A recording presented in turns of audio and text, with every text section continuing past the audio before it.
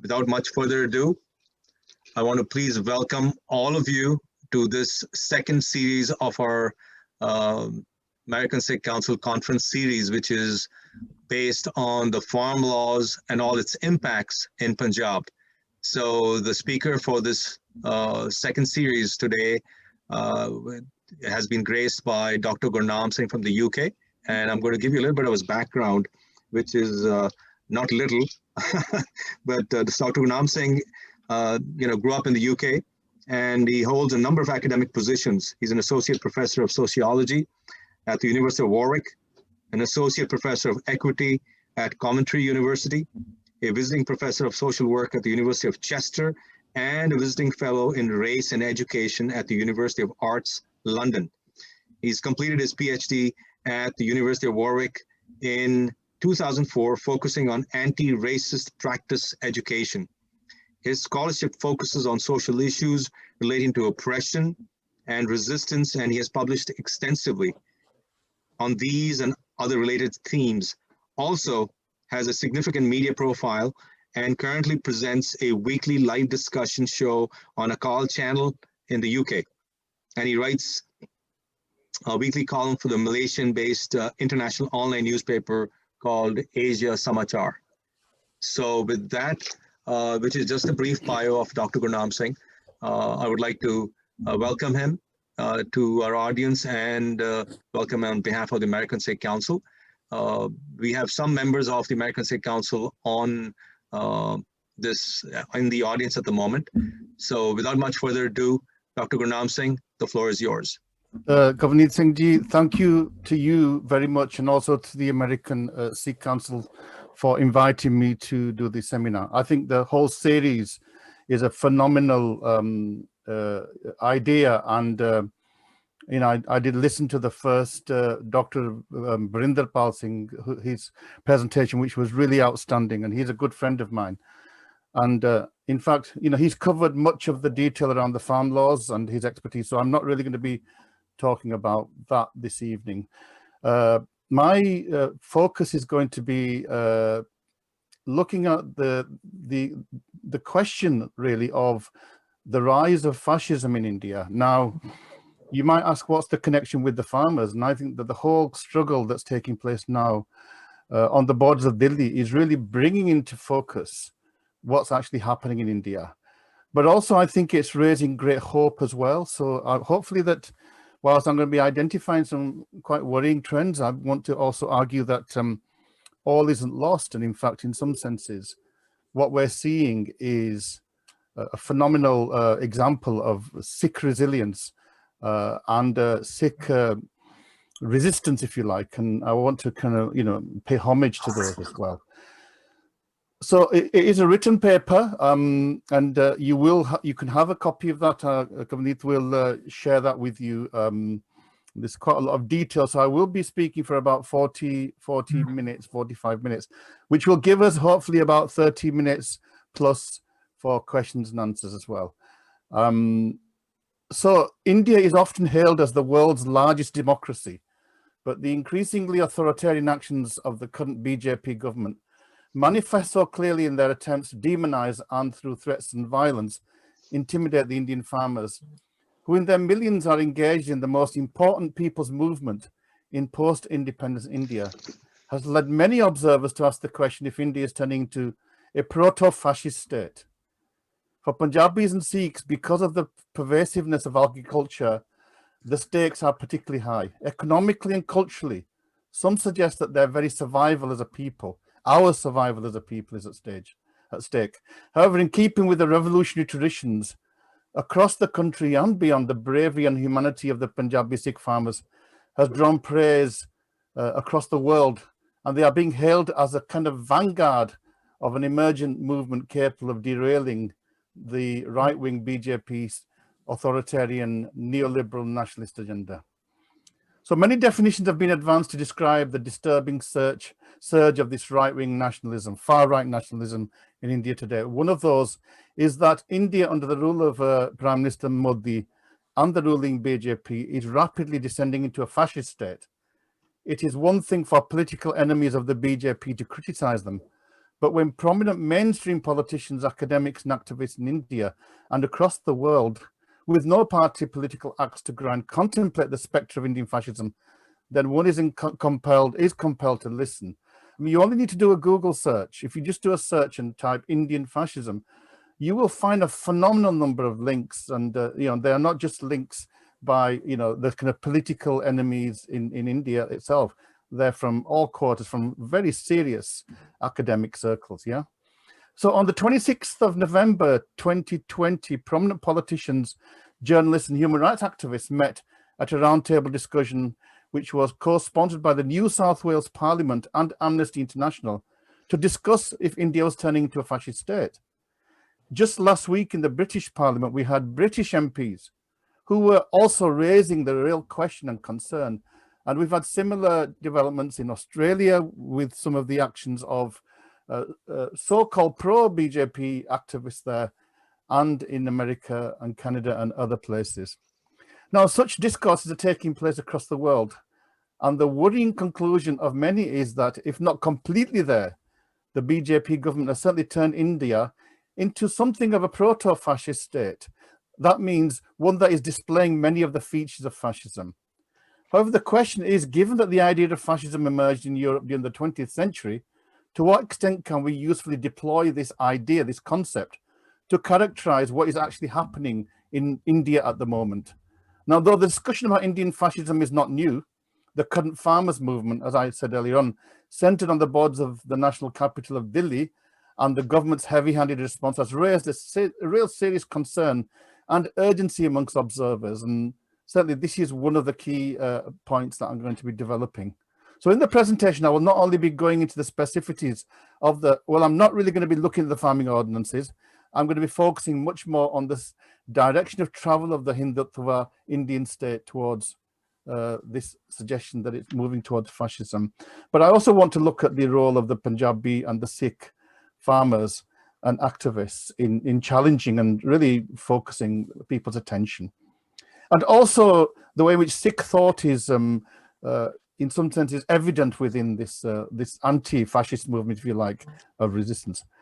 So if we look at the roots of fascism, though authoritarianism and dictatorship can be traced back to maybe the beginning of human history, or certainly feudal times, discussions about fascism really began in the early part of the 20th century, a period characterized by significant political turmoil and the early stages of development of the modern European state as well.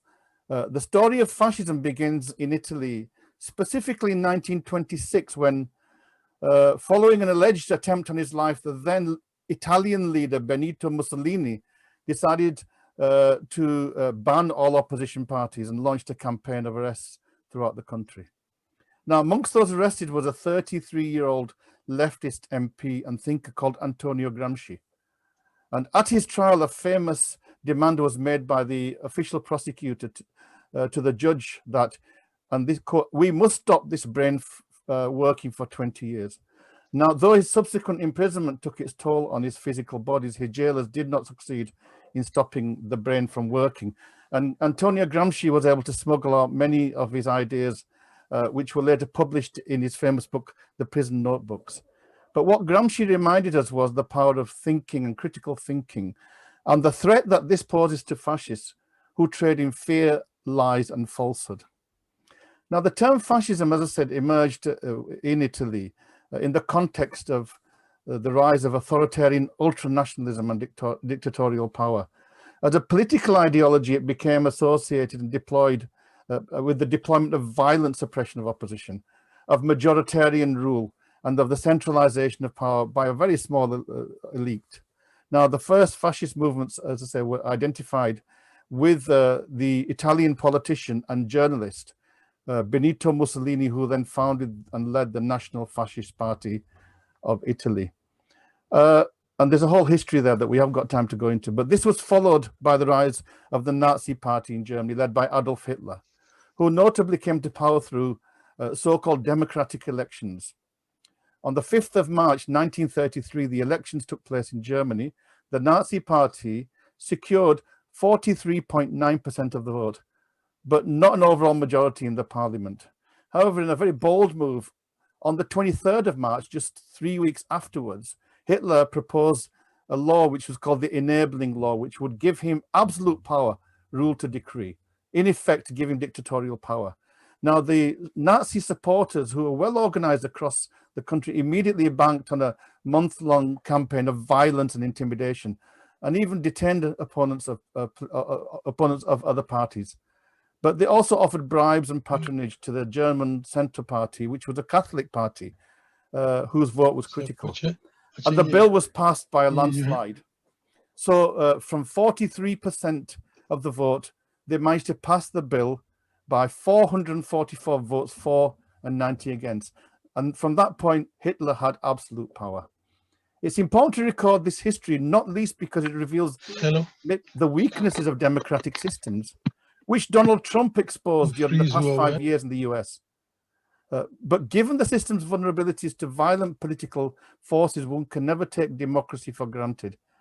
It always must be fought for, and there's no doubt that the struggle of the farmers is not only about the 3 laws, but it's about the very future of Indian democracy. Now, one of the popular narratives about the Nazi period is that it was uncharacteristic with the general thrust of Western civilization and the European Enlightenment.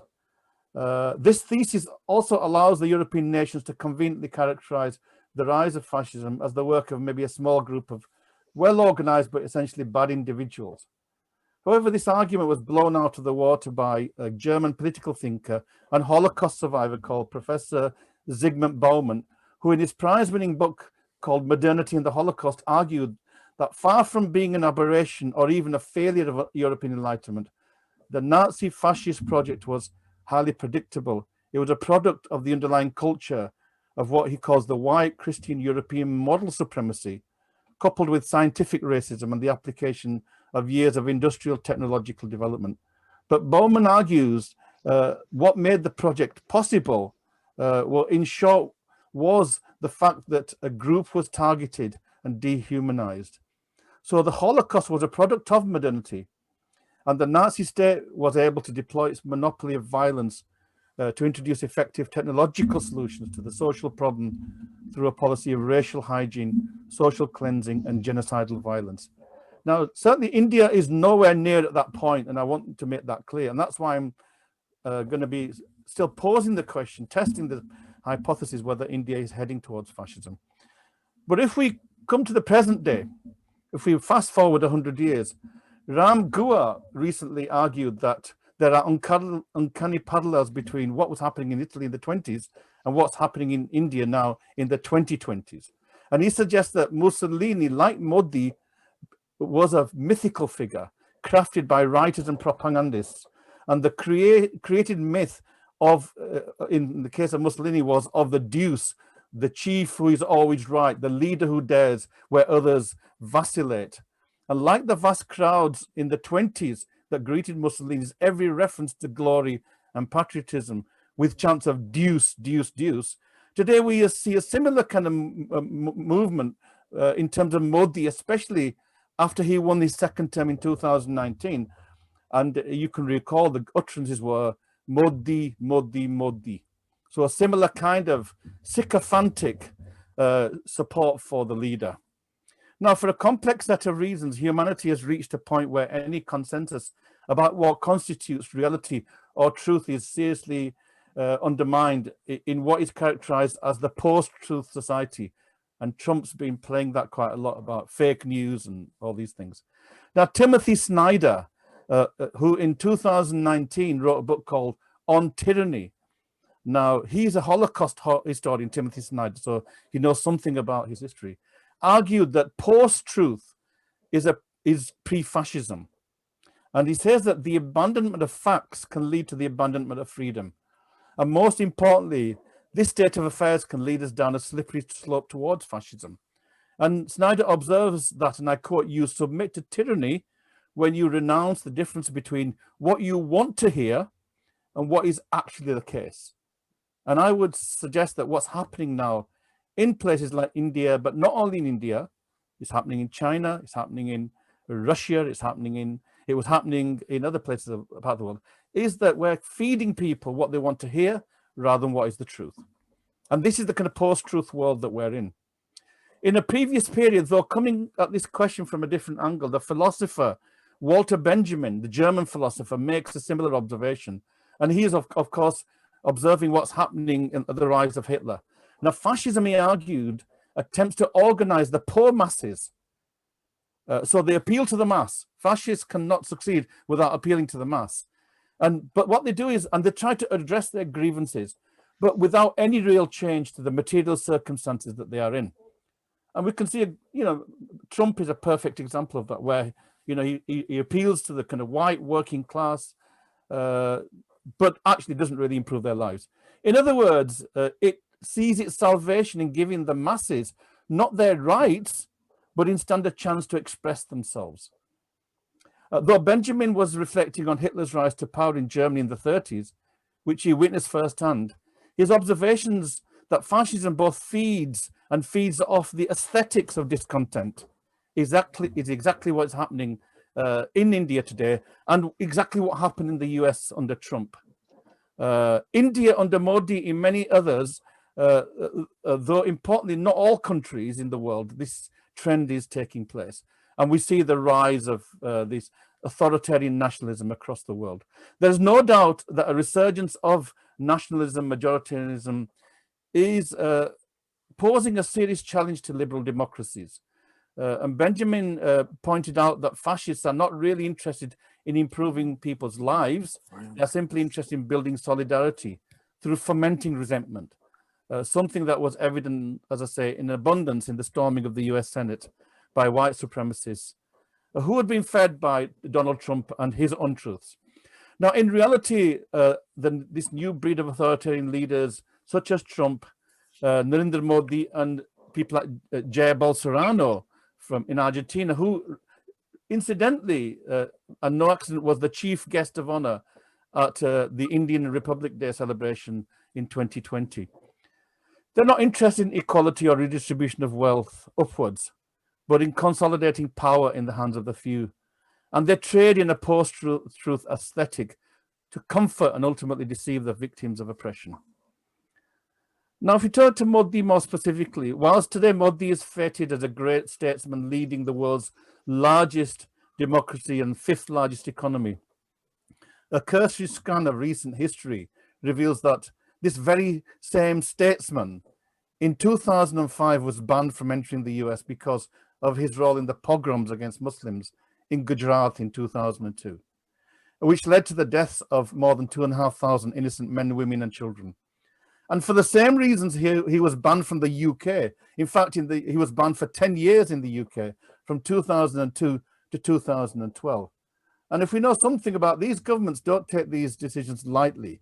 They have their evidence and they have their reasons. Now, Modi's supporters like to romanticize about Modi's humble beginnings as a tea boy. But one's previous life, however humble, is no guarantor of where one might end up. Mussolini began his professional life as a left-wing journalist and a socialist. But then he went on to proclaim that he was tired of liberty. He was tired of freedom. He then began organizing a group of what was called a Fasci di Combattimento, a paramilitary group known for wearing black shirts, who were given free rein to wage campaigns of terror and intimidation against any institution, particularly leftist institutions, that dare to challenge Mussolini. India's long tradition of social stratification based on a toxic cocktail of race, class, and gender discrimination, and the caste system, of course, coupled with a very large Hindu majority, we have the perfect conditions for the same kind of appeal to majoritarianism, which is a bedfellow of fascism, especially in times of crisis. And in the Hindu historical texts, such as the Manu Simriti or the Book of Manu, which describes a hierarchy of humanity in the world, we even have theological underpinning for what is a cruel ideology of social stratification.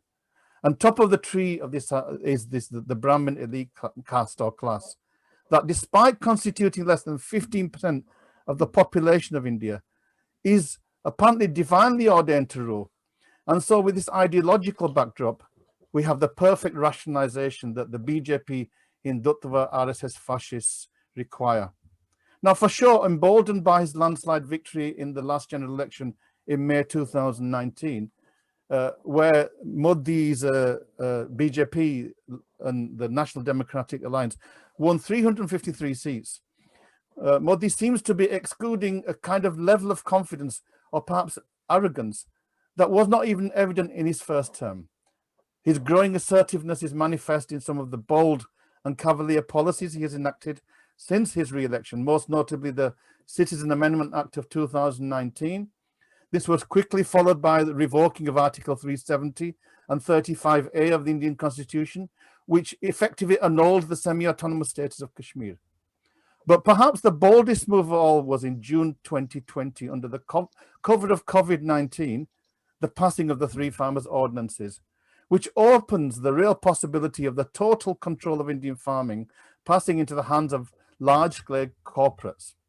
Now, the reason why this is the most significant is that whereas the previous moves were targeted against specific minorities, the farming reforms impact over 50% of the Indian population, cutting across religious, linguistic, regional, and caste-based differences.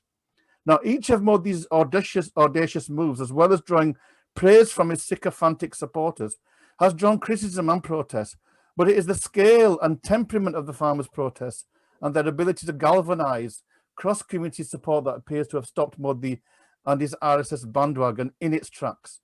Now, in response, the government has distinctly ratcheted up its authoritarian stance, targeting activists directly involved in the various occupations around Delhi, and most significantly through crackdowns on journalists, intellectuals, cultural workers, unsympathetic ordinary citizens from all communities.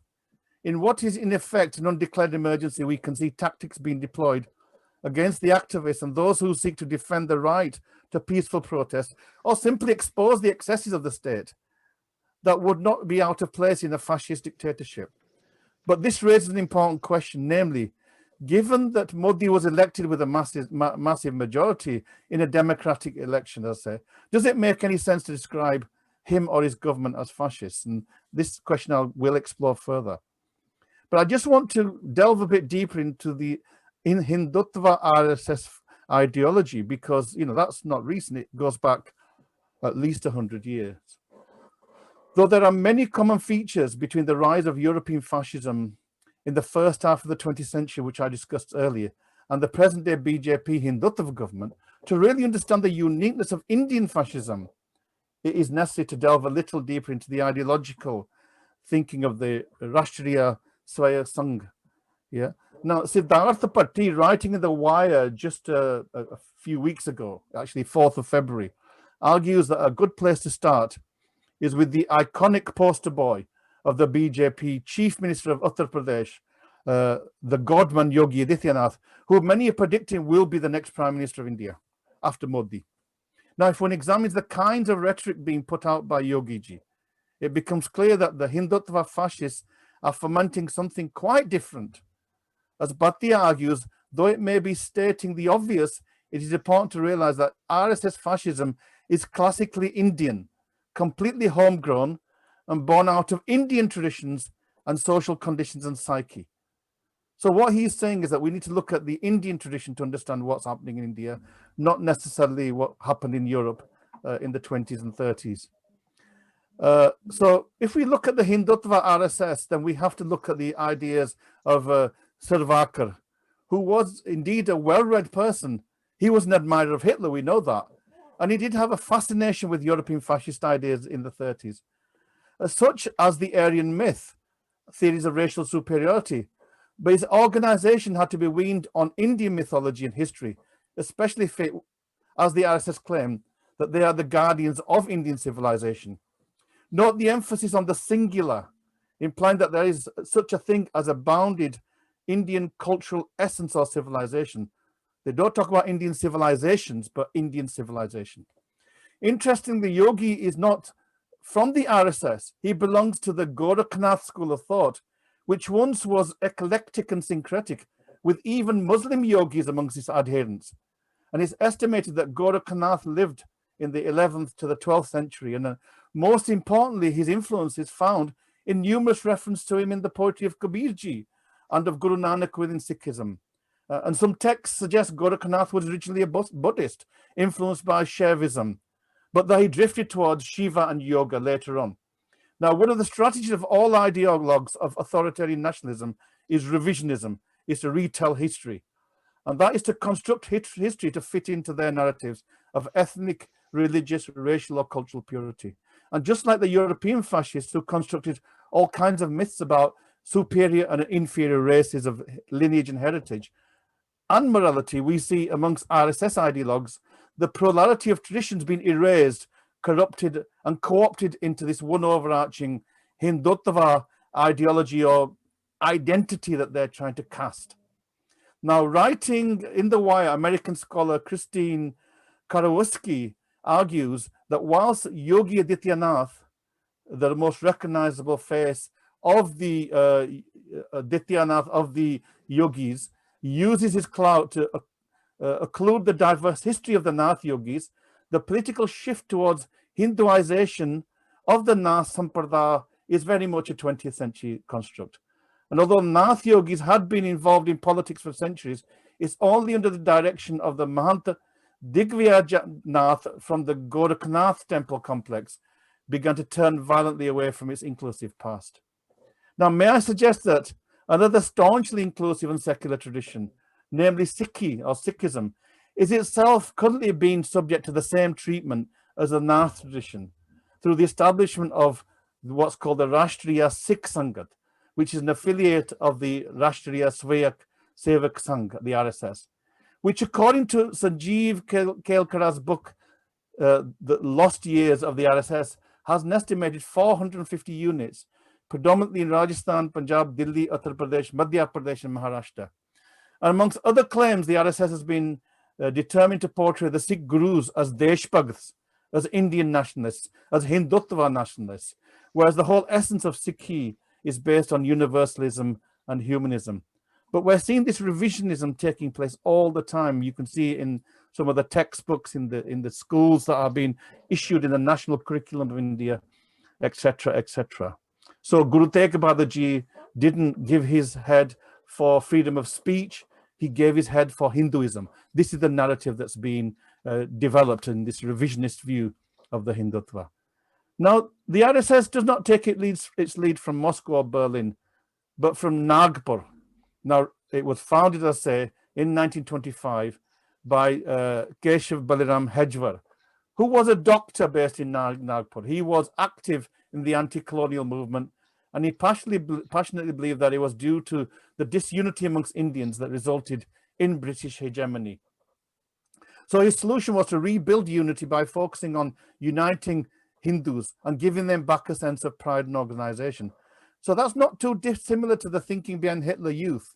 He recruited energetic Hindu youth with revolutionary fervor, gave them a distinct outward identity in the form of a black cap, a khaki shirt and khaki shorts, and he ordered them to be taught martial arts. To instill emotional allegiance, he deployed Hindu ceremonies and rituals and discourses on the Hindu nation, its history, and its heroes.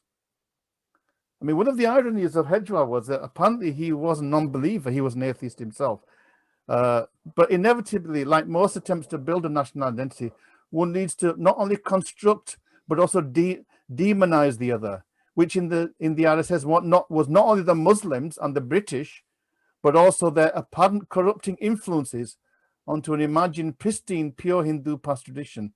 In this regard, one key distinction between European fascists and Hindutva RSS is that whereas the former saw the task was to scientifically build a super race, the latter, the RSS, was seeking to rediscover the super Hindu subject from the past, to rehabilitate the super Hindu subject, as it were. The often brutal method of dealing with dissidents that we are seeing in India today under Modi are steeped in Indian patriarchal traditions, the caste structure, feudalism, and a strong anti-Muslim bias and the demonization of interreligious marriage as well. Here we are specifically talking about the move by various BJP-dominated states to introduce a law which was known as love jihad, which is a derogatory term to describe interfaith marriages involving Muslim men and Hindu women. The implication being that marriage is being used as a backdoor to convert Hindus into Muslims, and there's no evidence whatsoever for that.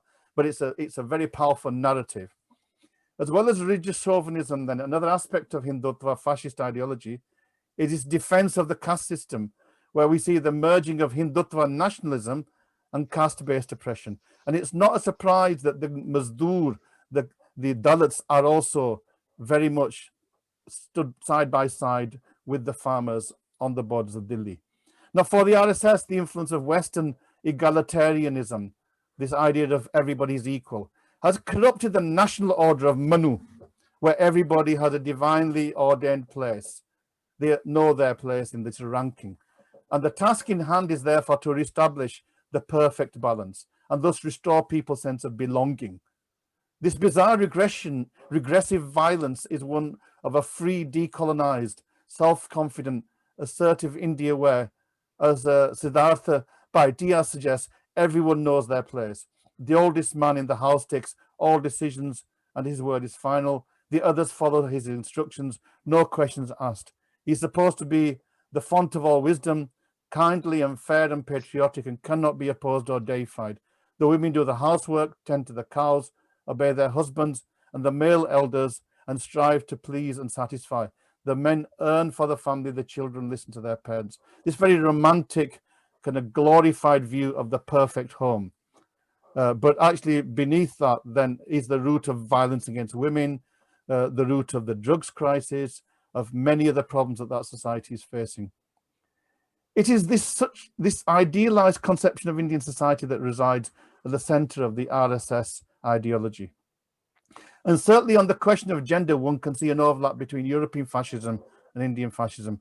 It was a Hitler who proclaimed that the natural role for women was to serve and nurture their family, while men were in charge and had to protect their family. Hitler said this was the natural order, and this is his words. For the RSS, Hindu society is built on rigid hierarchies and clearly defined roles, which are not derived from sociological or scientific endeavors, but preordained laws that spell out the precise roles and tasks for everybody. It is the law of Manu that determines the natural order. It's built around two fundamental immutable divisions.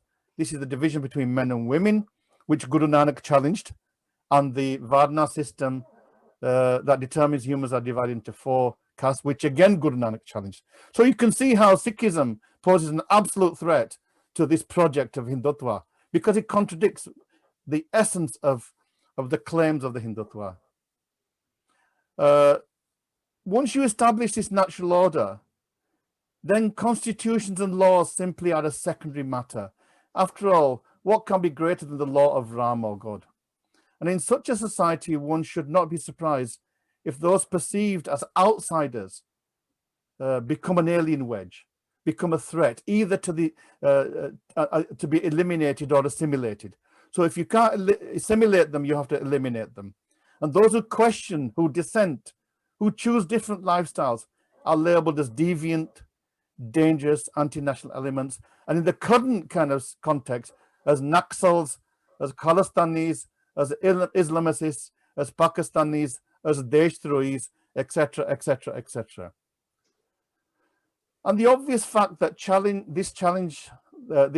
this imagined Hindu narrative, such as the fact that not all Mughal emperors came to loot and destroy the indigenous culture, as illustrated by Akbar, for example, or the wonderful Mughal architectural heritage. Another powerful example to challenge this Hindutva narrative is the Sikh tradition, whose sacred scriptures, the Guru Granth Sahib Ji, contain the writings of Muslim saints, of Hindus and people of different faiths, and where history shows that some of the closest devotees of the Sikh Gurus were Muslims. What we saw with the criminal and violent destruction of the ancient Babri Masjid in Ayodhya and its replacement with the Ram Mandir by supporters of the RSS is a perfect example of the Hindutva revisionist mindset in such a brutal form. However, if this act could not be kept under the radar, one needs to ponder what else has been happening behind the scenes, what is happening behind the scenes, and what else is being planned to further the cause of this absurd, imaginary, idealized Hindu nation that's never existed in history. I mean, the irony is even the word Hindu itself is a word that was, comes from Persia, comes from the Arabic world. There is no indigenous source for the Hindu word, and it's an abstraction of the Sindhu, the word Sindhu, the people of this Sindhu Valley. Though fascism is directly linked to violence, the word itself means the use of force. Fascio is Latin for stick, for political end. Often can take various forms, from psychological terror through to deliberate and systemic killing and state-sponsored violence. It is this combination of often hidden emotion and physical violence with a self-celebratory populism that is a hallmark of Hindutva RSS fascism. Take, for example, the notorious introduction of the Citizen Amendment Act and the National Register of Citizens, which Narendra Modi sought to argue strengthened the rights of citizens, even whilst it stripped away citizenship rights to hundreds of thousands of people in Assam who had been rendered stateless. We saw a similar strategy with the removal of Article 370, which I mentioned earlier on, to undermine Kashmiri Muslims and wipe out their identity and their lands. The farmers' protest too flouts the ingrained Hindutva false sense of natural order. Indeed, even challenging the authority of the BJP government is often characterized as by the pro-government media as an act of betrayal, which can result in being arrested and worse, as being called under sedition Deshdrohi. Take, for example, the 8 journalists who were recently arrested, their crime being that they were seeking to report on the farmers' protest in India and the violence in Delhi on the 26th of January, Indian Republic Day, when some of the protesters went into the Lal Killa. Human Rights Watch argue that, and I quote, the Indian authorities' response to the protests has focused on discrediting peaceful protesters, harassing critics of the government, and prosecuting those reporting the events. These are all characteristic of fascist extremist regimes. Another characteristically authoritarian feature of the BJP is to criticize the farmers, quotes, for getting above themselves. And these kind of patronizing terms like, go home and look after your farms. And that these are just simple farmers. It's simplistic look. They don't understand the new laws, and that they are being manipulated by the enemies of India, as if the farmers have no agency, no intelligence for themselves. The government is in effect saying that you do the laboring, farmers, and leave it to the higher castes, the money lenders, to deal with economics. It is this very same feudal mindset that is behind the inhumane behavior of the notorious Delhi police.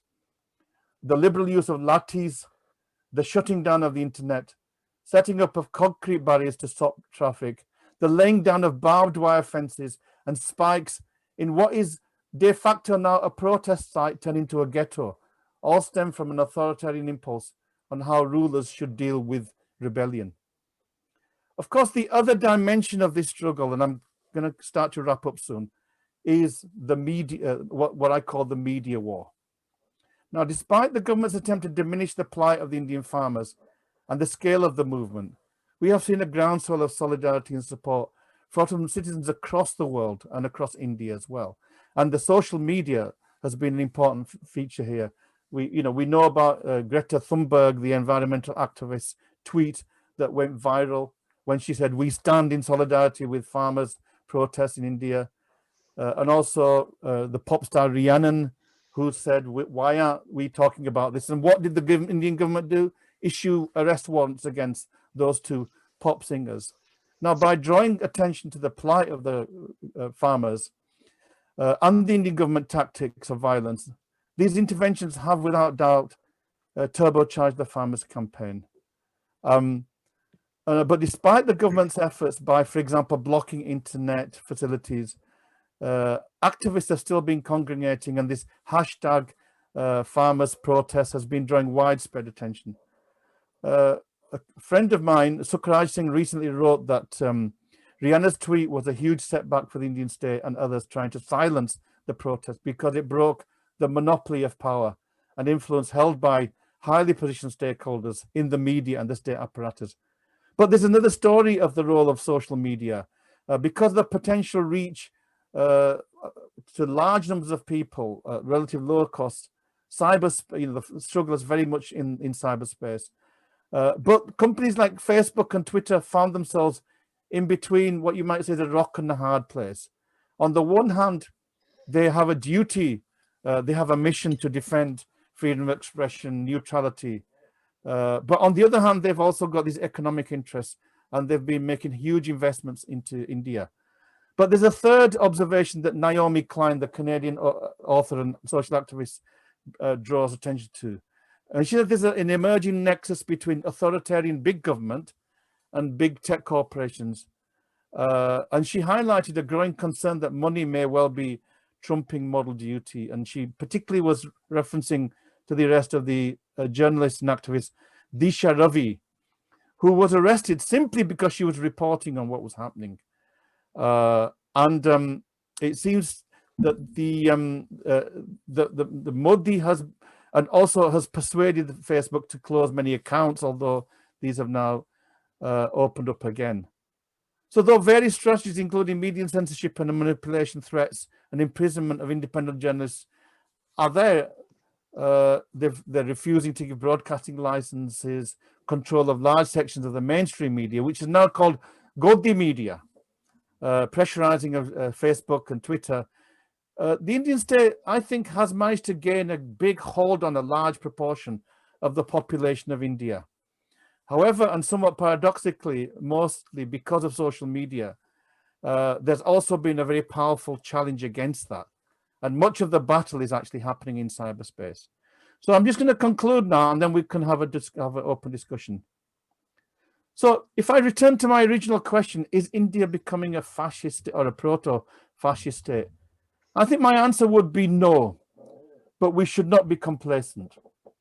Though all the key institutions of a democratic state and basic human rights, free media, independent judiciary, free elections, freedom of expression, independent and structured union movements have been compromised to varying degrees, I would argue that we are some distance away from the kinds of genocidal and totalitarian states typically associated with 20th century European fascism. So that's the good news.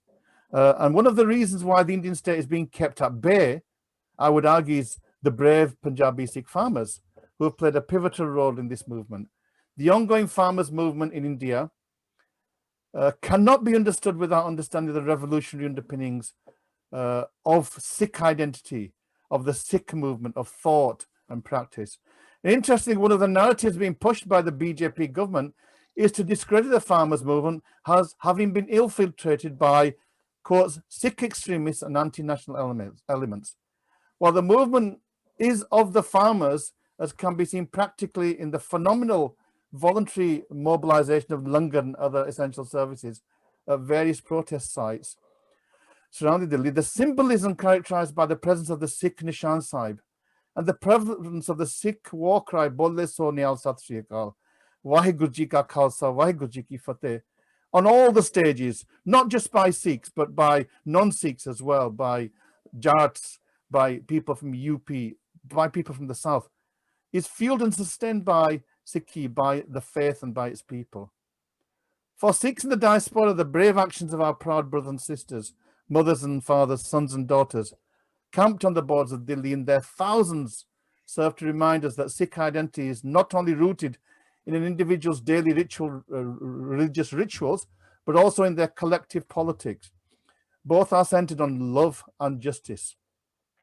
There is accountability to the self and the community, and there is inspiration drawn from the Sikh history, Sikh martyrs, literature, poetry, art, and most of all, the Sikh gurus and Sikh scriptures, Guru Granth Sahib Ji. Though the current farmers' movement began with the Punjabi Sikh farmers taking a stand, it has now morphed into a much wider struggle for economic, social, political, environment, and civil rights. There are leftists, conservatives, there are farmers' unions, and various Sikh groups there. There are people of all faiths and none. We see different castes, professions, genders. There are shopkeepers, students, soldiers, school teachers. But I would contend it is the largest Sikh psyche of Sangharsh, struggle, of Sangat, community, of Sanjivalta, equity, of Seva, selfless service, and of Sahaj, patience, that holds all these elements, these disparate elements together, which has inspired farmers from all backgrounds to become fearless. And this real sense of community is posing a serious challenge to the project of Hindutva. My absolutely final comment is directed to Mr. Modi and his followers, and I hope that some of his sympathizers do see this, this video.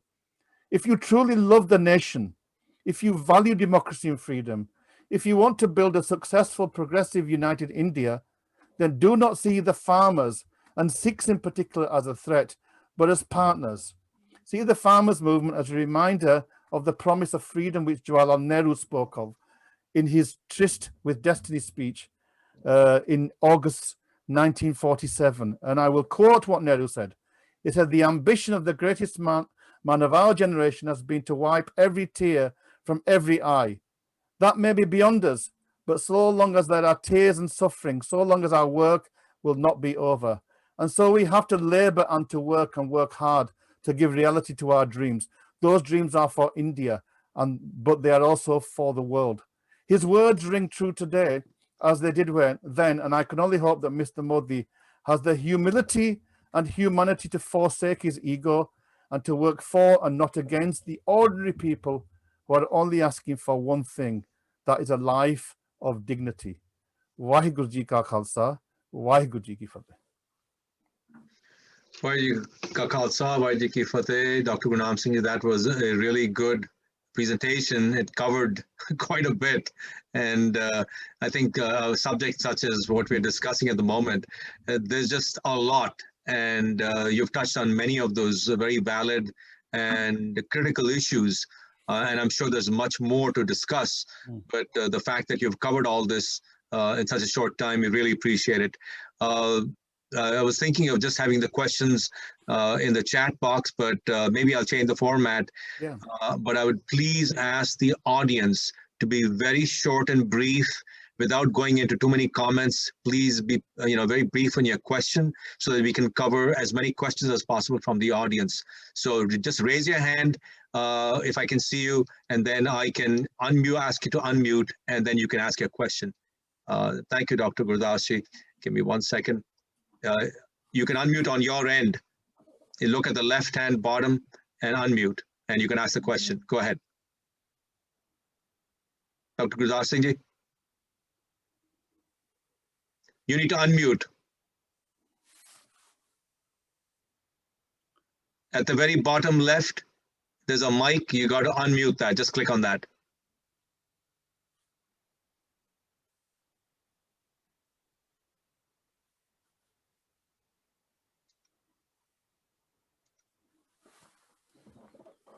Okay. Otherwise, please go ahead and just ask a question in the chat box if you can't unmute.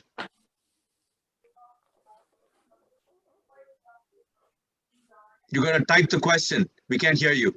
Okay, can you hear me now? Yes, we can hear you now. Okay, I have got, first of all, I want to say thank you very much to Dr. Gurnam Singh. It was a very nice, elaborate lecture about all the information, what they are giving about the BJP, what their motives are. My first question is, do you think that there is any possibility to use any force by the BJP government using police or army to subdue the movement? My number two question is, farmers have been sitting there for more than 100 days from the last, blocking all the major highways coming to Delhi. Do you think the Modi government will take these three farmers' law back? And what is the end result of that for now? Where we are going to end up? Are we going to sit down or continue for more days, or what's the solution? Okay, so I'll answer the first question first.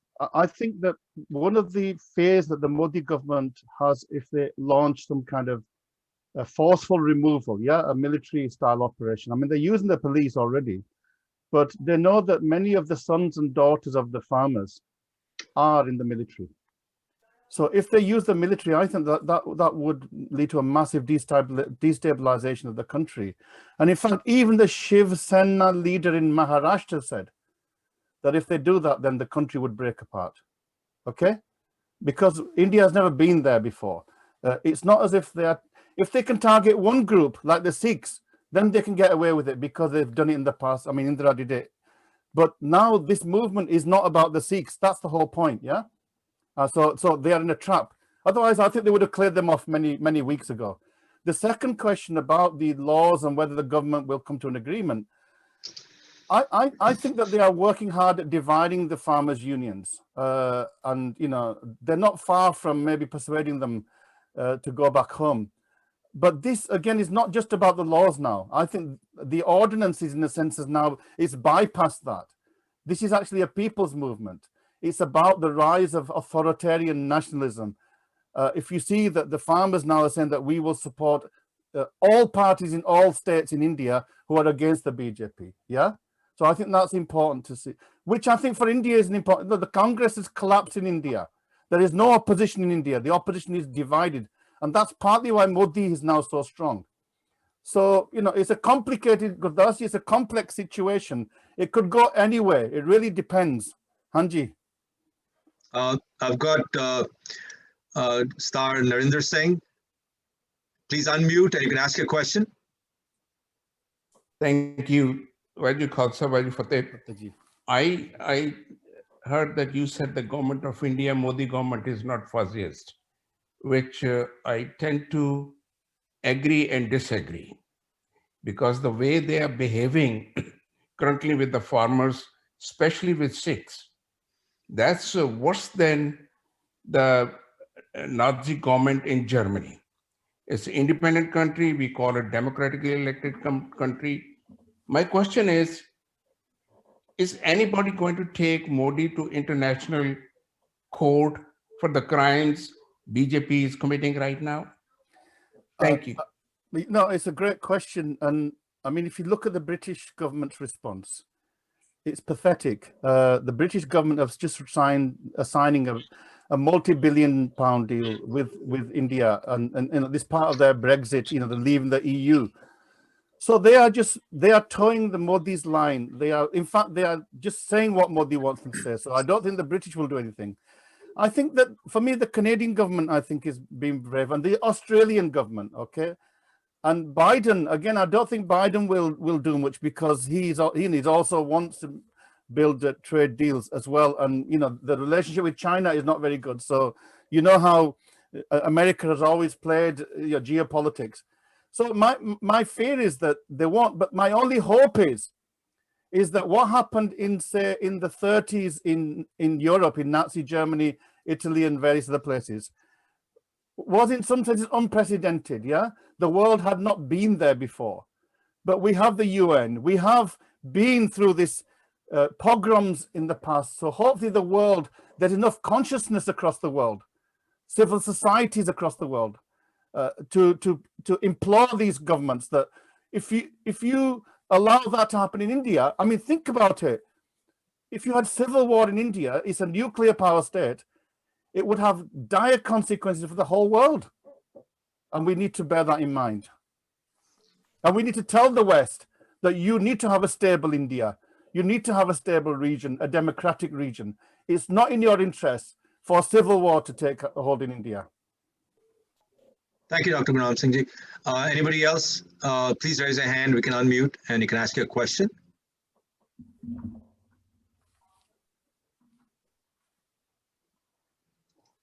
Star Kulwant Singh, go ahead. Just unmute the bottom left of your box.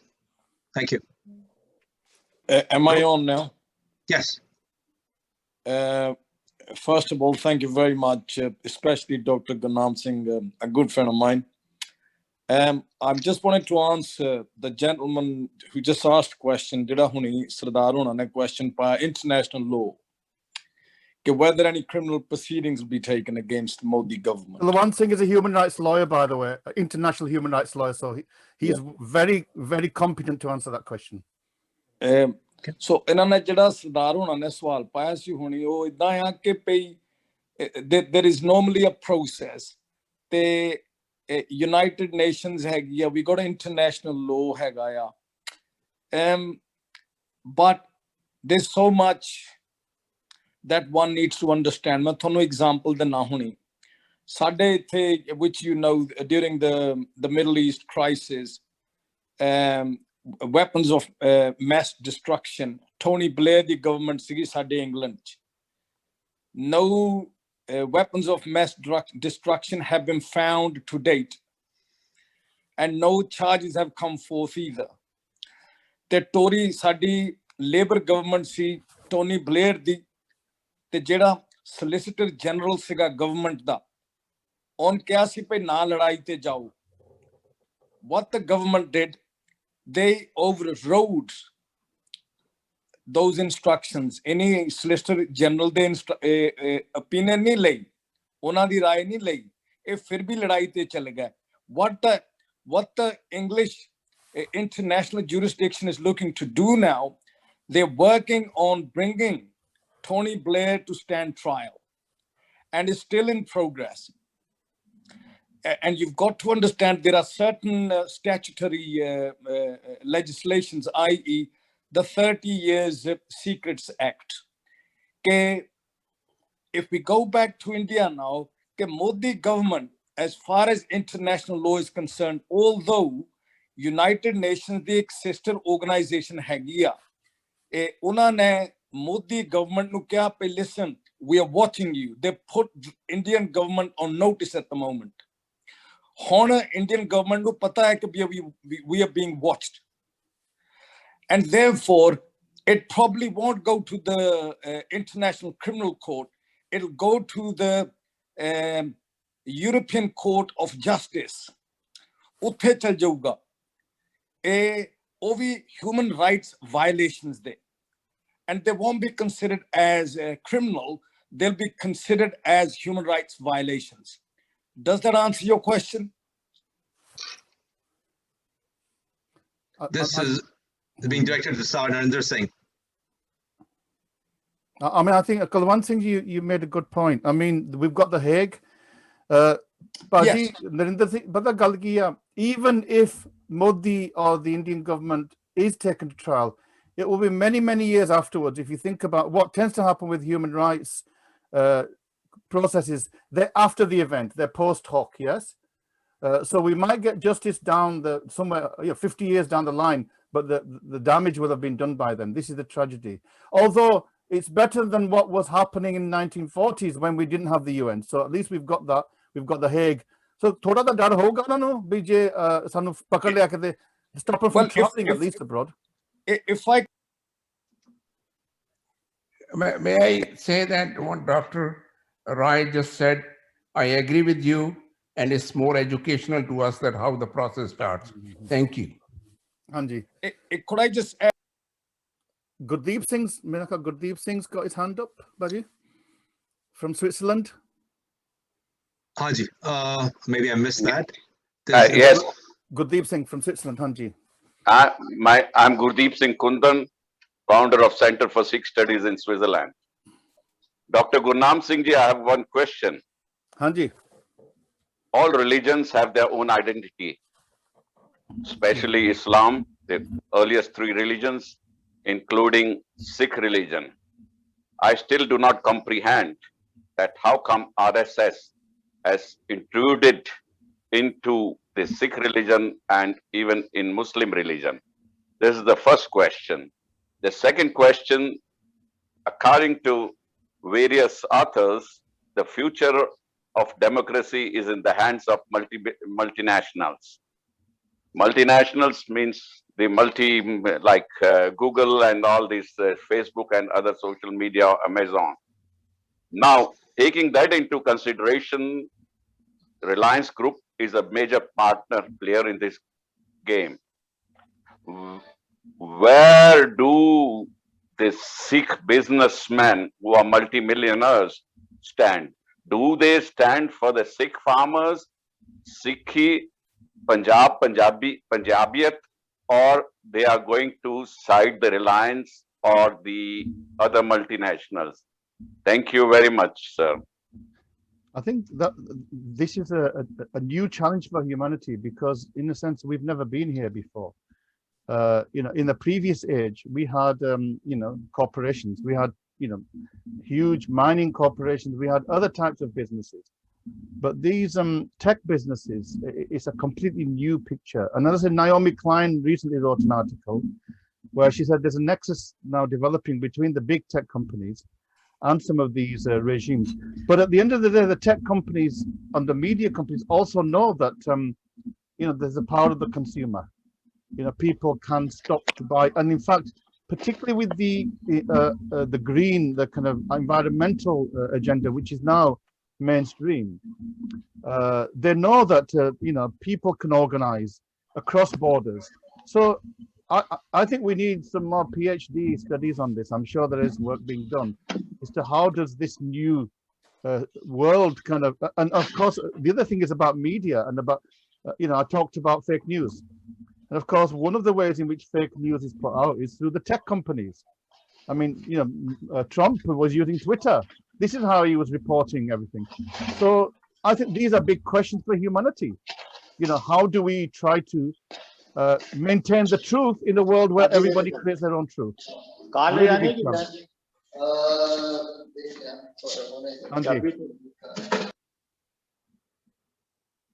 Thank you, Dr. Gurnam Singh ji.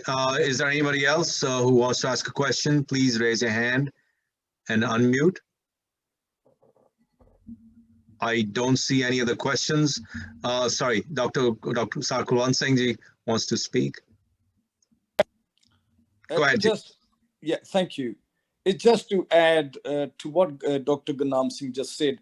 The millionaire, the Sikh businessman. I think we need to understand the concept here. Is it okay for me to continue to speak in English, or should I speak in Punjabi? No, English is fine. All right, okay, fine. Look, I think we need to, what's missing from the conversation, from the discussion, is the concept of God.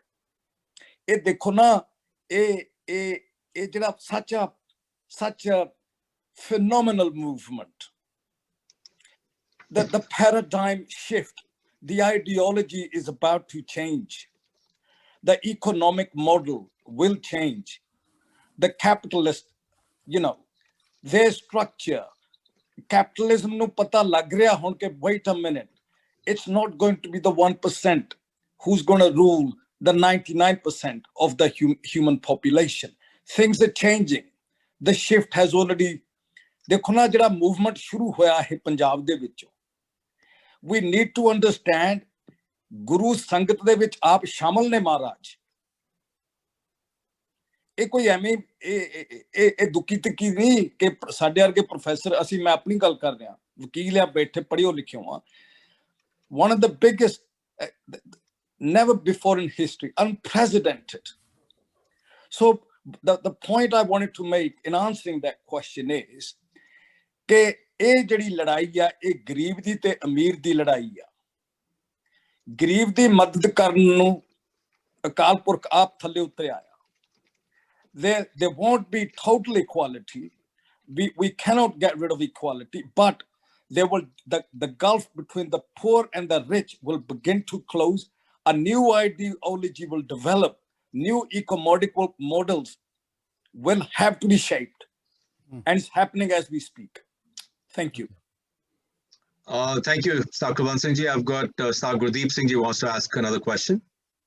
So my question is this: Sikh religion has its own identity and Islam. How come RSS made its way and infiltrated in the Sikh religion and also in Islam by building RSS Muslim wing, RSS Sikh wing? This is the first question, and the second question was answered by Sardar Kulwant Singh ji, Honorable, that it's a conflict between the haves and the have-nots. We were in 1947 deprived, or we were fooled by the Sikh multimillionaires who, for their own individual interest, they did not play the right role. That everybody knows, and the history is there to prove it. So would this phenomena take place again? Okay, let me answer that question directly, because there's quite a lot of confusion here. Because the RSS is not really interested in religion. Okay, this is the important thing. If you think about, say, Hitler, and I mean, Hitler, offered this narrative that we are here for Christians. that we are here to eliminate the Jews who are holding Germany back, etc., etc. And in fact, you know, he intimidated the Christian party, which was the Catholic party, which was very strong in Germany. I mentioned that, to get his dictatorship, yeah, to get his absolute power.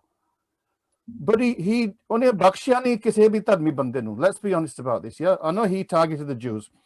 So the RSS, Gurdeep Singh Golwakar, was an atheist. These people are nationalists. They are not religious. They are not spiritual people. And this is one of the things we have to understand, is these armies of RSS volunteers have no religion in them. Okay? So what we need to do is that we need to make our peace with the glorious Hindu mythological tradition, because that tradition is part of the kind of the culture, if you like, of the whole region. And you know, I mean, the Gurus referenced that, but what we're doing is we think that this is a theological war. It's not a theological war. And what Sikhs need to do is we need to develop our own scholarship, our own interpretation, our own confidence. And if we don't do that, then the Hindu scholars will interpret Sikhi for you.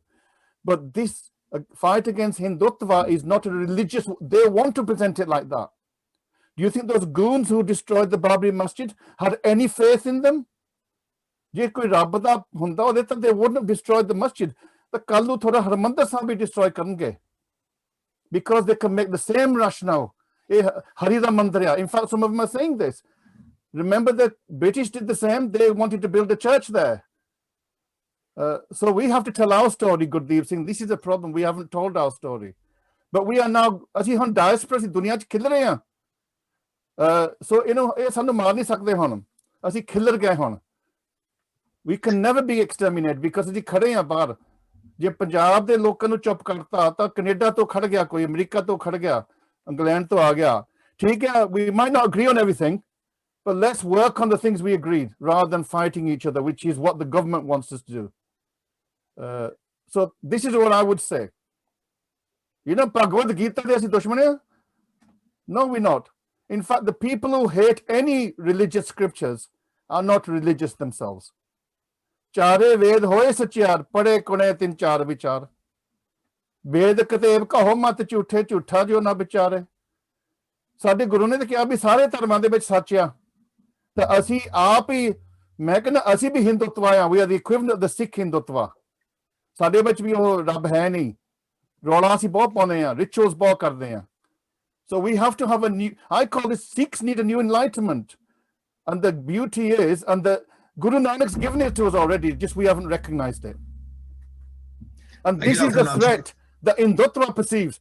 That's why they want to eliminate you. Because they say you as the thorn against their project of nationalism.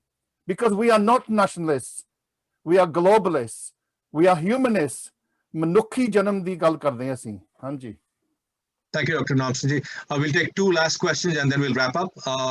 We've got Star Narinder Singh wanted to ask a question. Well, I want to continue with the RSS infiltration of Sikh religion. That's because of the corrupt Sikh politicians. They have allowed the books to be changed. They have even gone to Akal Takht Jathedar Sahib to write a letter to Ram Rahim for his release. And so we also blame ourselves because we elected leaders.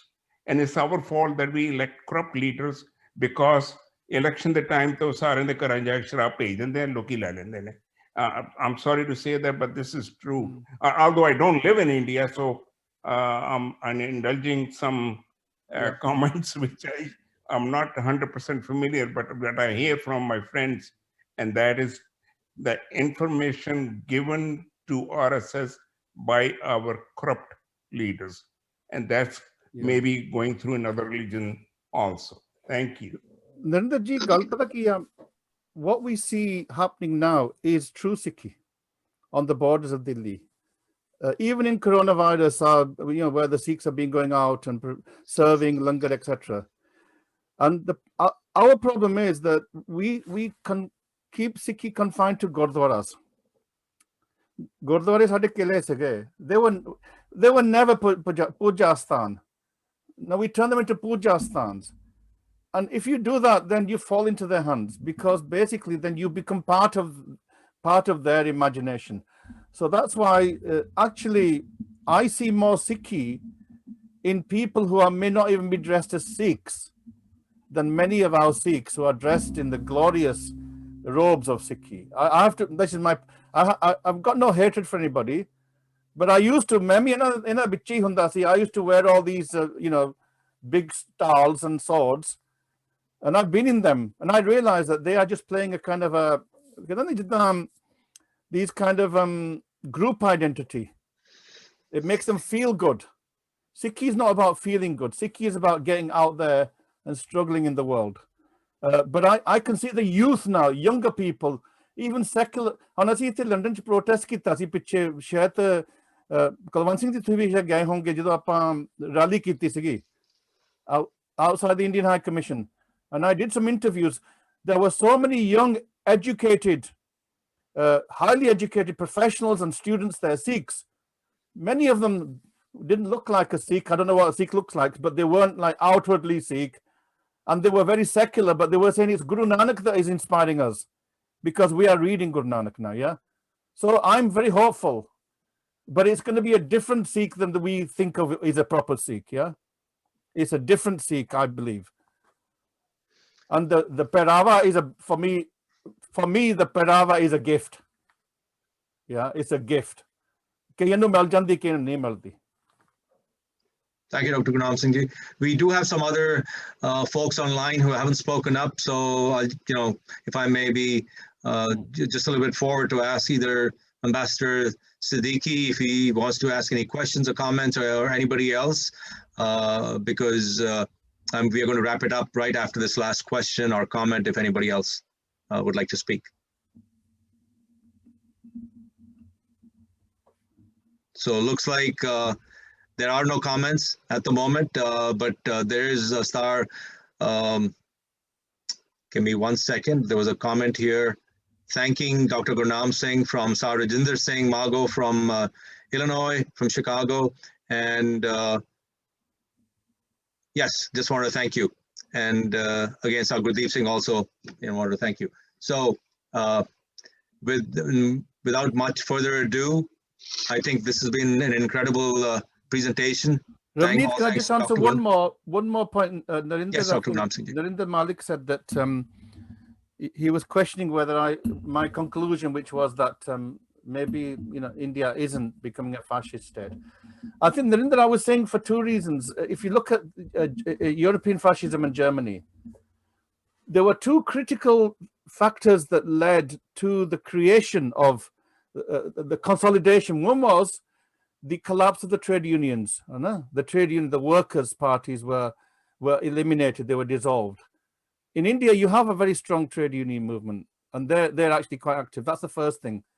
And the second one was, in Germany, you needed a nation of small traders, okay, rather than large kind of corporations. And this was another interesting feature. In the world now, we have large corporations which can almost bring down these states. So they are much more powerful. So in a kind of paradoxical sense, these large corporations, even like Facebook, Twitter brought down Trump. Yeah, so in some senses, I think that we're in a completely different ball game. But the threat is still there. Thank you, Dr. Gurnam Singh, for your last comments. So a sincere thanks to the audience, and of course, Dr. Gurnam Singh, our fantastic speaker, who has been very humble and sincerely made a sincere attempt to be on our conference here, which I've been reaching out to quite a few other folks, and he was the first one, who was very gracious to, accept our invitation. So once again, Dr. Gurnam Singh, thank you so much. Really appreciate you being on here, and hope to work with you in the future. And I've got your paper, so we'll take that out. We'll take that up on the side as promised. And once again, to the audience, Vaheguru Ji Ka Khalsa, Vaheguru Ji Ki Fateh. And thank you again for joining, and wish you well.